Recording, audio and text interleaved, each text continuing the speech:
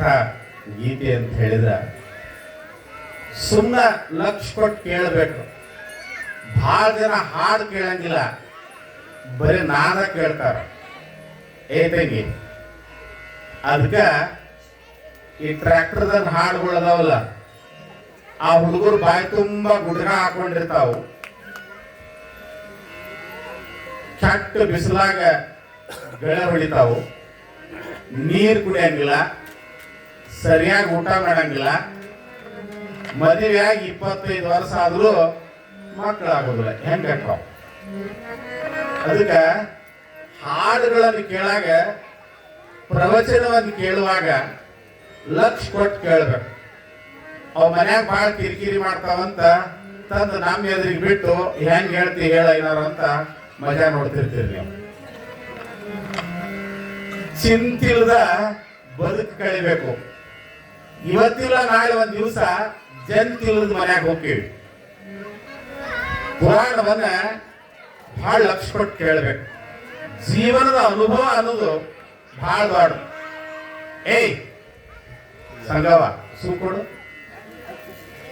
ನಮ್ಮ ಸಂಗವಕ್ಕ ಕಲ್ಲಪ್ಪಣ್ಣ ಇಬ್ರು ಊರ್ ಗೌಡ್ರ ಮನ್ಯಾಗ ಕಮತಕ್ಕೆ ಹೋಗಿದ್ರು. ಯಾಕ? ಊರ್ ಗೌಡ್ರ ಮನೆಗೆ ಕಮತಕ್ಕೆ ಹೋಗಿದ್ರು. ಚಂದ್ಯಾನ ಕೆಲಸ ಮಾಡೋರು.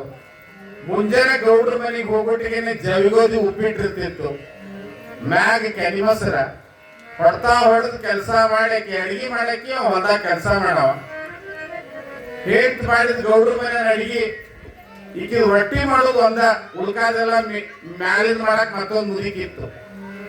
ಒಂದ್ ದಿವ್ಸ ಗೌಡ್ರ ಮನ್ಯಾಗ ಆಕಳಿ ಇತ್ತು. ಅವತ್ತ ಗಿಣ್ಣ ಮಾದ್ಲಿ, ಇವತ್ತಿನ ಮಾದ್ಲಿ ಅಲ್ರಿವ, ಇವತ್ತಿನ ಮಾದ್ಲಿ ಮಿಕ್ಸರ್ದಾಗ ಗರ್ ಅಂದಿರ್ತೈತಿ.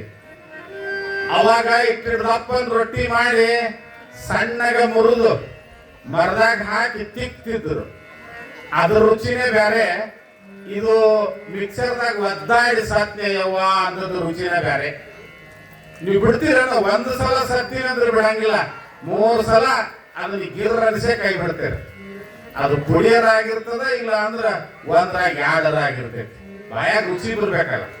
ಕಲ್ಲ ಕುಟ್ಟಿದ ಚಟ್ನಿನೇ ಬೇರೆ. ಇವು ನೋಡಿ, ಯಾರಾದ್ರು ಪಾಲಕರು ಆ ಮಕ್ಕಳು ಪಾಲಕರು ತಗೊಂಡಿವನ ಕಲ್ಲ ಕುಟ್ಟಿದ್ದ ಬೇರೆ, ಮಿಕ್ಸರ್ದಾಗ ಗರ್ ಅಂದದ್ದ ಬೇರೆ. ಹೀಗಾಗಿ ಗಿಂಡ್ ಬಹಳ ರುಚಿಯಾಗಿತ್ತು, ಮಾದ್ಲಿನೂ ಬಹಳ ಹದ ಆಗಿತ್ತು. ಇಬ್ಬರಿಗೆ ಗಡ್ಡ ಹೆಂಡತಿಗೆ ಮುದುಕಿ ಒಂದ ತಾಟ ಕೊಟ್ಟು ನೀಡಿತದು. ಉಣಾಗ ಅಂದವ, ಜನ್ಮದಾಗ ಒಮ್ಮೆರ ಗಿಣ್ಣ ಮಾಡಿ ಏನು ಅಂದ. ಅಯ್ಯೋ, ನಮ್ಗೆ ಮಾಡೋ ಪ್ರಸಂಗ ಬಂದಿಲ್ಲ. ಅಲ್ಲ, ನಮ್ಮ ಮನೆಗೆ ಬಂದಾಗ ಮಾಡಿಲ್ಲ, ನಿಮ್ಮವ್ವ ನಿಮ್ಮಪ್ಪ ಮಾಡ್ಯಾರೇನು ಬರೀ ಮದುವೆ ಮನೆಗೆ ತಿಂದಾರ ಅಂದವ. ನಾನು ಬಾರಿ ಮಾಡ್ತೀನಿ ಅದನ್ನೆಲ್ಲ ಹೇಳಕ್ ಹೋಗಬೇಡ ಅಂದ್ರು. ಸಾಧಿಸ್ದಾಗ ಮರುದಿವ್ಸ ಗೌಡ್ರ ಮನೆಯಾಗ ಎಮ್ಮಿ ಇತ್ತು. ಅವ್ರಂದ್ರು ಗಿಣ್ಣ ಉಂಡು ಬ್ಯಾಸರಾಗ್ಯದ, ಒಟ್ಟು ಗಿಣ್ಣ ಯಾರಿಗಾರ ಕೊಟ್ಟು ಬಿಡವ ಅಂದ್ರು. ಯಾರಿಗಾರ ಯಾಕ್ರಿ ನಾನ ಮಾಡ್ತೀನಿ ಅಂತ ಹೇಳಿ ದೊಡ್ಡ ಡಬರ್ಲಿ ಒಂದು ಡಬರಿ ಗಿಣ್ಣ ತಗೊಂಡು ಮನೆಗೆ ಬಂದ್ರು. ಬರಾಗ 2 ಹೊರಿ ತೊಗರಿ ಕಟ್ಟಿಗೆ ಹೊತ್ಕೊಂಡು ಬಂದ್ರು. ಶೆಟ್ರ ಅಂಗಡಿಗೆ ಹೋದ್ರು. ಶೆಟ್ರ, ಗಿಣ್ಣಕ್ಕೆ ಏನೇನು ಎಚ್ಚ ಹಾಕ್ಬೇಕಲ್ಲ ಎಲ್ಲ ಡಬಲ್ ಕೊಡ್ರಿ ಅಂದ್ರು. ಅವ್ರು ಶೆಟ್ರ ಅಂದ್ರು, ಒಟ್ಟ ಮಾರ್ಲಾರ್ದ ಉಳಿದು ಬಾಳಿತು. ಓಸು ಡಬಲ್ ಎಲ್ಲ ಎಚ್ಚ ಕಟ್ಟಿ ಕೊಟ್ರು. ಸೀದಾ ತಂದ್ರು, ಒಲಿ ಮ್ಯಾಲ ಡಬರಿ ಇಟ್ಲು, ಕೆಳಗೆ ತೊಗರಿ ಕಟ್ಟಿಗೆ ಉರಿ ಹಚ್ಚಿ ಓಸು ಎಚ್ಚ ಚೀಟ್ ಬಿಚ್ಚುದು ಒಳಗ್ ಸುರುವುದು, ಚೀಟ್ ಬಿಚ್ಚುದು ಒಳಗ್ ಸುರುವುದು. ಮಾದಲಿ ಮಾಡಿದ್ರು. ಅವ ಅಂದ, 2 ತಾಟ್ನ್ಯಾಗ ಉಳಿದ್ ಬ್ಯಾಡ ಅಂದ. ಗೊತ್ತಿತ್ತೀಕಿ ಹೆಂಗ್ ಮಾಡ್ಯಾಳ ಅನ್ನೋದು. ಇಬ್ರು ಒಂದ ತಾಟ್ನ್ಯಾಗ ಉಣೋಣ ಅಂತ ಹೇಳಿ ಮಾದಲಿ ಹಾಕೊಂಡು ಗಿಣ್ಣ ಸುರುಕೊಂಡ್ರು. ಒಂದು ಸುರುಕಿ ಸುರಿದ, ಕಣ್ಣಾಗ ಮೂಗನ್ಯಾಗ ಗಂಗಾ ಮಾತಾ ಇಳ್ಯಾಕ ಹತ್ಬಿಟ್ಲು. ಇದು ಪಾಡಿನ ಮಾತಲ್ಲ, ನೀನ ತಿನ್ನಂದ. ಆಕಿದು ನಾಲಿಗೆನೇ ಅಲ್ಲ, ತಾ ಮಾಡಿದ್ದಂತ ಒಂದು ತೆಚ್ಚಿಗೆ ತಿಂದ್ರು. ಆಕಿಗೆ ಸಿಕ್ಕಾಪಟ್ಟಿ ಅರಮಡ್ಲಕ್ಕೆ ಬೆಂಕಿನ ಹಾಕಿ. ಯಾಕ ರುಚಿನೇ ಆಗ್ಲಿಲ್ಲ, ಅಜ್ಜಿನೇ ಕೇಳ್ಬೇಕು ಅಂದ್ರು. ಹೋಗಿ ಮುದುಕಿ ಕೇಳ್ತು, ಯವ್ವ ನಿನಗೆ ಗಿಣ್ಣ ಮಾಡಿದ್ದೆಲ್ಲ ನಾನು ಮಾಡಿದೆ, ಶೆಟ್ರ ಅಂಗಡಿ ಒಟ್ಟು ಹೆಚ್ಚು ಹಾಕಿದ ಕರೆ ರುಚಿ ಆಗಲಿಲ್ಲ, ನಿನ್ನ ಕೈ ಗುಣಾರ ಹೆಂಗದ ಅಂದ್ರು. ಆ ಮುದುಕಿ ತಲೆಯಾಗ ಕೂದಲು ಹೊಸು ಹೋಗಿದ್ದು, ಅದು ಹಿಂಗೆ ತಲೆ ಮ್ಯಾಲಿನ ಸೆರಗ ತೆಗೆದು ಯವ್ವ ಗಿಣ್ಣ ಮಾಡ್ಬೇಕಾದ್ರೆ ಹಂಗೆ ಏನೋ ನನ್ನ ತಲೆಯಾಗ ಕೂದಲ ನೋಡಂತದು.